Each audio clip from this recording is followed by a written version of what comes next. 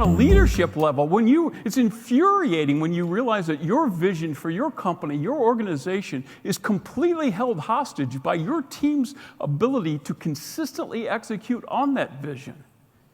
The statistics, the research tells us that 80% of people are challenged by their inability to be consistent over the long term. And the people that aren't, the 20%, tend to rise to positions of leadership. And guess who they get to lead? And just because you're really consistent in one area of your life doesn't give you a free pass in all the others. I mean, the perfect example of this is Oprah Winfrey. I mean, as a business person, she is without peer. But we have all witnessed for decades her very public struggle to get mastery over the physical area of her life. And she has every advantage you can imagine. I mean, she can have a personal trainer, a private chef. She could pay somebody $1,000 an hour just to follow her around and slap food out of her mouth.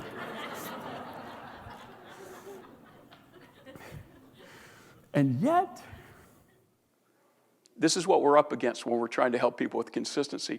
By age 5 and probably before, we are hardwired to either want to have instant gratification or the ability to delay gratification. And for our purposes, the ability to delay gratification is exactly the same part of the brain, the same neural network that consistency is. So how does this play out? So let's say you're in the 20%, and you're like, I could stand to drop a couple pounds. And you're at work, you walk into the break room, and there on the table, somebody has set a box of donuts. Who are these people? And you're looking at the donuts. The part of the brain that lights up for you is the prefrontal cortex. This is the part of the brain that can look at an action in the moment and project what repetitions of that action are going to end up in, and then you make the decision based on that. Well, with that consideration, you look at a donut and you go, okay, is that donut going to take me closer to or further away from what I really want? So you fill up your cup of coffee, you walk out. Now me, card-carrying member of the 80%, I also could stand to drop a couple pounds, and there's no reason to not in agreement. That's just hurtful. I walk in, I see donuts, which are, let's be honest, is the adult equivalent of marshmallows. I look at a donut, the part of my brain that lights up is a much more primal part of the brain called the ventral striatum. It doesn't think in long-term outcomes. It decides on 3 factors. We call it the ESP test. Is it easy? Is it safe? Is it pleasurable? So I look at a donut. Is a donut easy? My God, you can pick it up with one finger.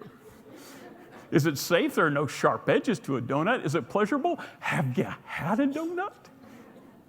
So I'm going to walk out of there with a cup of coffee and a donut. Unless, of course, the room was empty, and then I'm going to have 2 donuts. Yeah, that's right.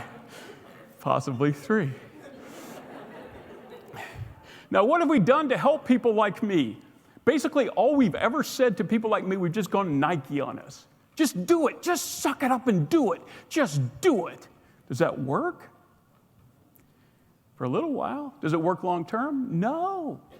February 8th, you know what that is? That's the date that virtually every New Year's resolution will have come to an end. Yeah. So just do it. That's a long-term strategy. Just do it. Just doesn't do it.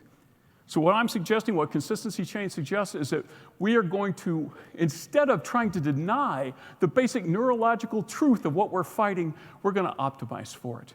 If we are driven by this insatiable desire for instant gratification, then let's find a way to leverage that so it works for us. That's what Consistency Chain is.